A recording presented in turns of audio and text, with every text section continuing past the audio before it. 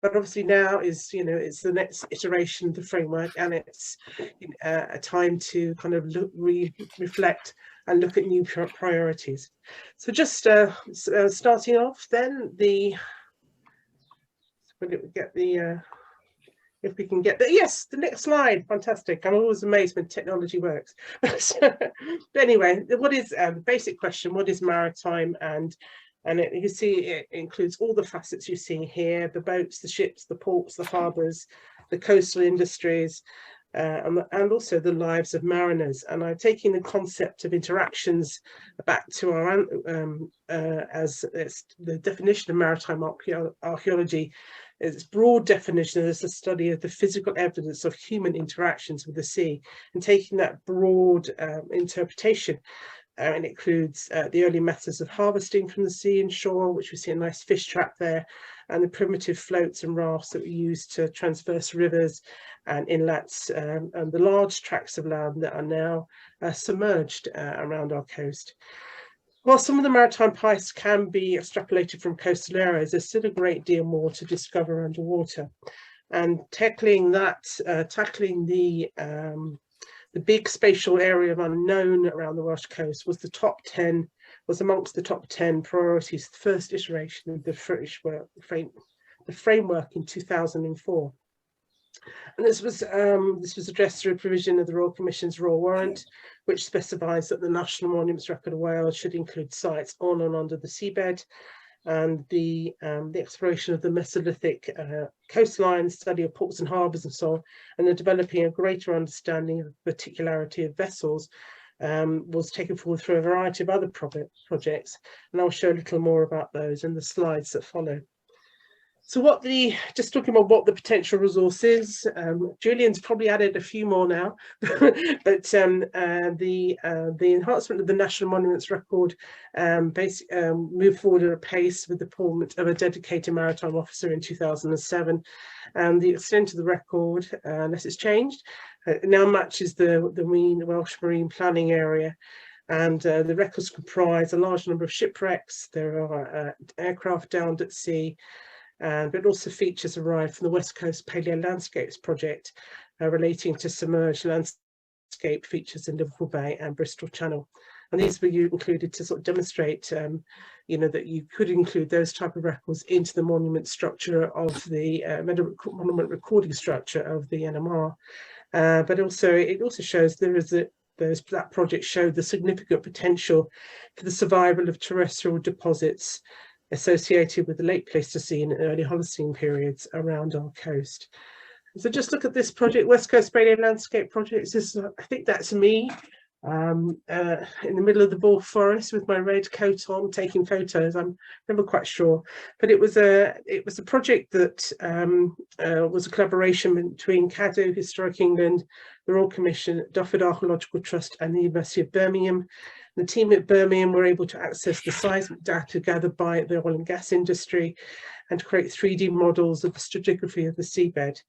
The project was particularly successful in Liverpool Bay, where many of the channels relating to glacial water runoff from melting glaciers, former coastlines, and the meanders of the River Clwyd were identified across a large area of what would have been sort of tundra-like terrain.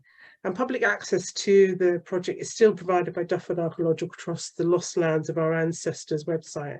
And the series is that there was a booklet with a wonderful series of Asmara illustrations, which you can also access through the website.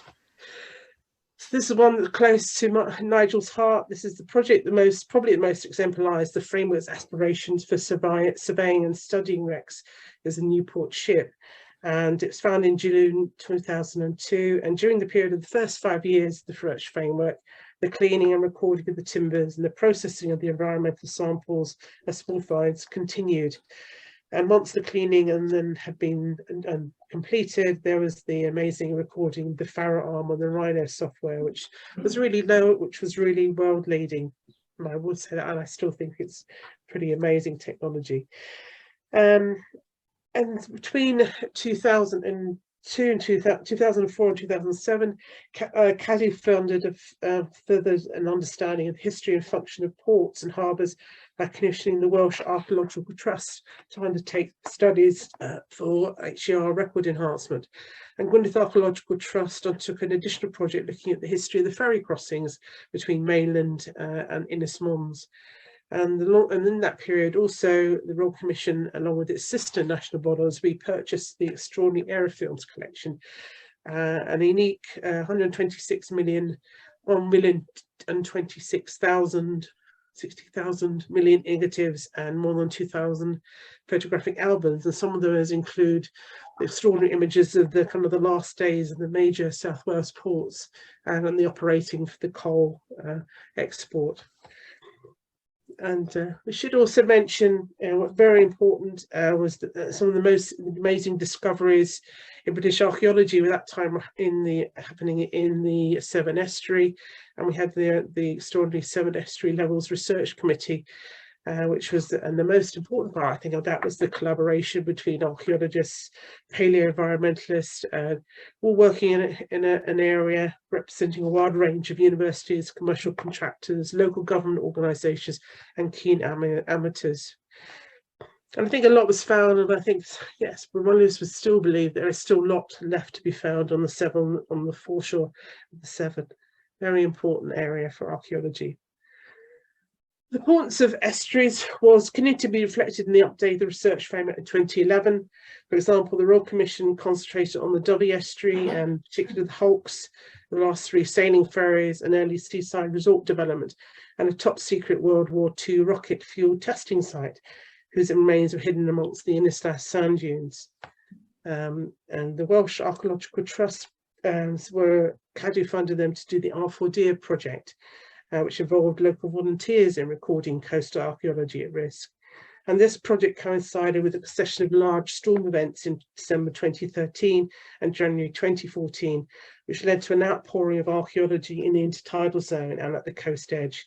And for example, there was a significant erosion of St Patrick's Chapel at White Sands, which has been followed up with excavation by Dyfed Archaeological Trust.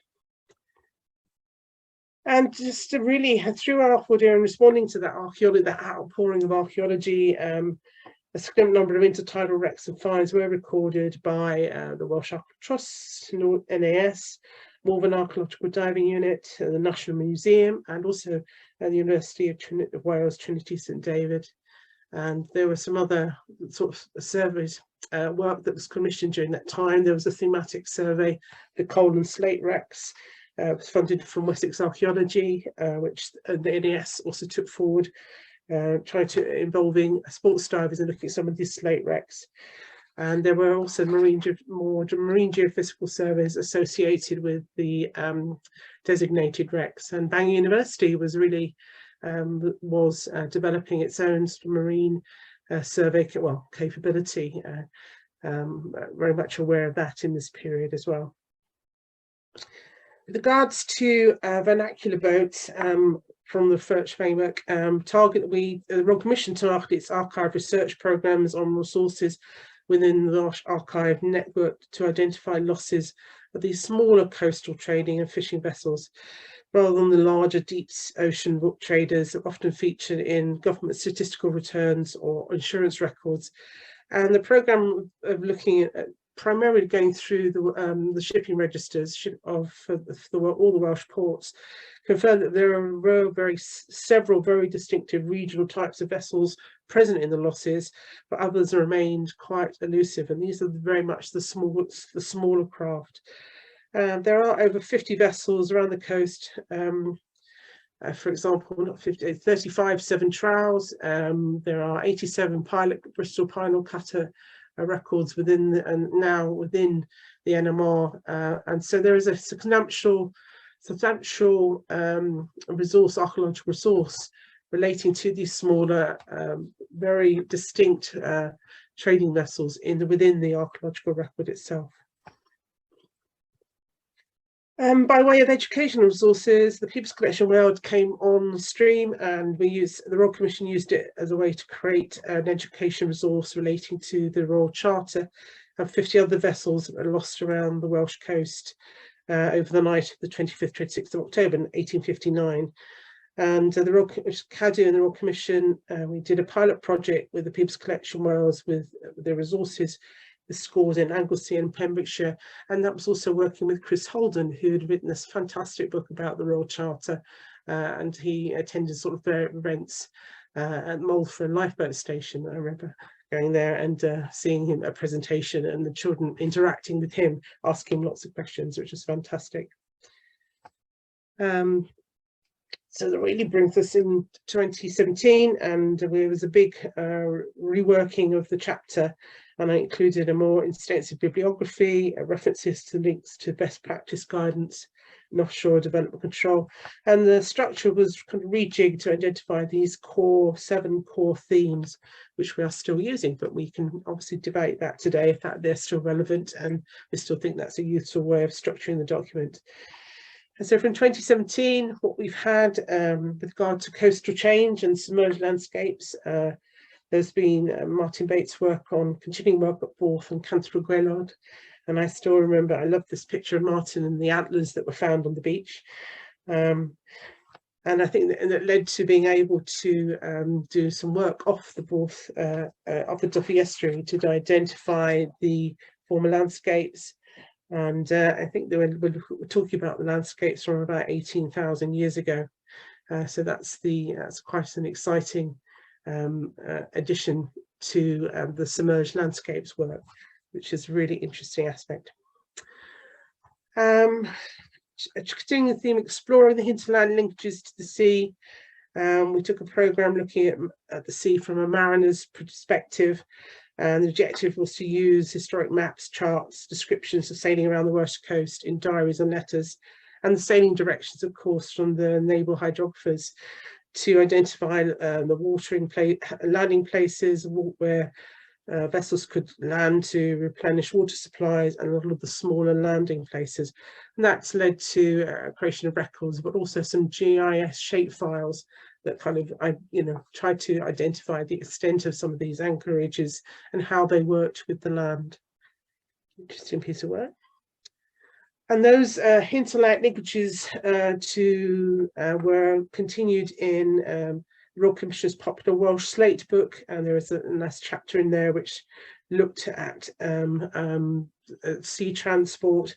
And also in Victorian times, Welsh Slate roofed the empire, as they say, and employed thousands of people and many, many ships.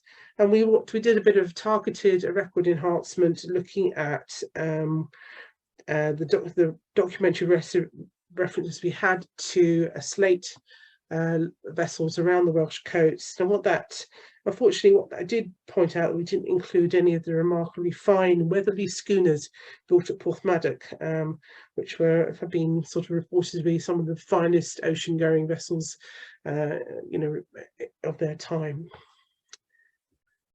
So quickly, I think, to look at the last 5 years there, and we have had some really significant advances in the framework for providing for better management. And obviously through the Marine and Coastal Access Act, Welsh governments have produced a marine plan, recognising that Welshmen are now the planning authority for Wales.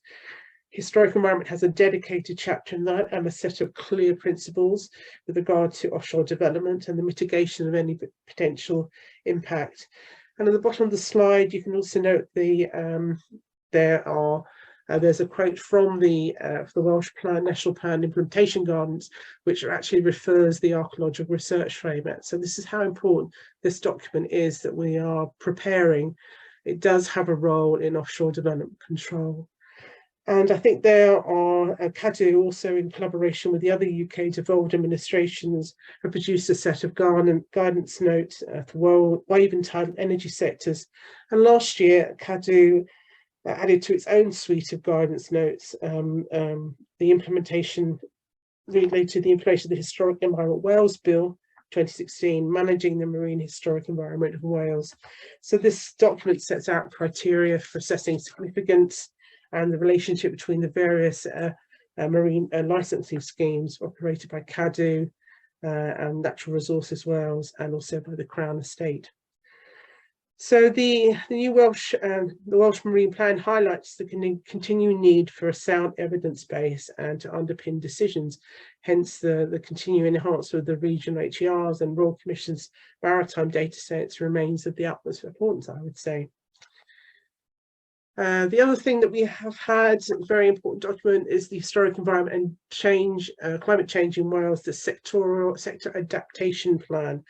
And this came out in February 2020, and it really is it's focusing our attention on climate change and how it's going to affect our lives all going forward.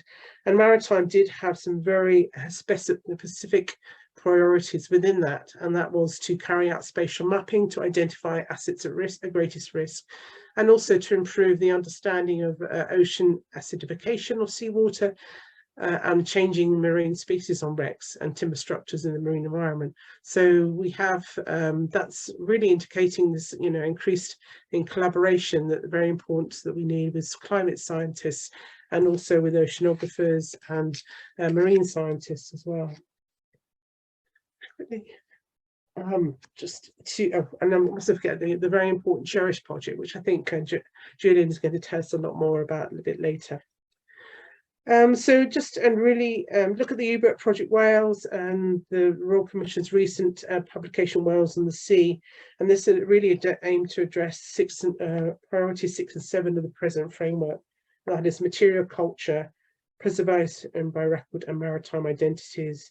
The Wales and Sea publication drew on the pictorial and object collections of the National Museum, the National Library of Wales, as well as the Royal Commission for its imagery, and many other organisations and individuals. Fantastic. And it won a commendation for the best illustrated maritime book. And the U-boat Project Wales worked with a network of Unity partners, including local museums, archive services, and Bibbs Collection Wales, to tell the stories of the forgotten heroes who took part in the war. And again, existing collections were reviewed for art projects undertaken, and many items added to people's collection. We see here it's one of the sessions, it's the Clean Museum, and people were invited to bring in a family memorabilia, and what was brought in was an axe and a spyglass, and they were the only items that a Welsh ship's captain managed to save when his vessel was sunk by a U-boat. So this is kind of like, this is real sort of history that comes in from the local people, and the wonderful resources and stories that there are out there. And so the other objective was to look at maritime identities and how the Royal Commission, I suppose, we looked at the crews comprised a majority of Black and minority ethnic groups. And for example, this was the Apapa. We see some of Bangor uses fantastic multi-beam images of the Apapa, an elder Dempster steamship lying on the seabed. And the histories of the crews on board were researched as individuals, and a youth group here were evolved from the Ceredigion Museum and took a boat trip out to lay a wreath of flowers on the wreck in remembrance. So very much thank you. I think Mike Roberts really put that in place. So a huge thank you for doing that. And I think it was important to tell the stories, but not just maritime archaeology. It's not just about sites and monuments and things, and it's about people. And when you see a selection of the small record cards that were attached to the identity cards for British seamen during that period, I mean, it kind of really sort of brings it home that this is a story about people. So here we are in 2022 now, and just to where the progress of where we're at, and just to say what the documents that's been sent out recently has gone through sort of like 2 stages really. The draft was sent out originally just as an invitation to participate and just to really get some sort of feedback on how we should change the structure. We had some good comments that came back saying, make sure the kind of the textual description kind of fit those 7 priorities. So the second draft, for example, now does that. Also there was some new bibliography came through, and for the overview of the sort of the past 5 years, there were some people have sent information about projects that they've taken as well. So oh yes, I've jumped my head there. So just really, that's kind of where we are now with the document. It's when you look back to the previous version, 2017 to 2021, there were 36 sort of ideas for recommendations, and we have, when you kind of apply them to the last 5 years, sort of 12 of those recommendations have been partly addressed or begun to be addressed.